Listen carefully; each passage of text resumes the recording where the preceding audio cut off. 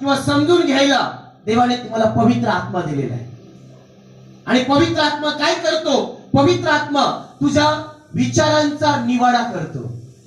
कोणते विचार? देहिके. कोणते विचार? वचनाचे.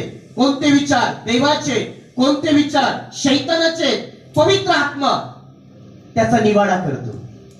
Come on, praise the Lord. Hallelujah. म्हणून विश्वास लोकांनी नेहमी पवित्र आत्म्यावर अवलंबून राहायला पाहिजे.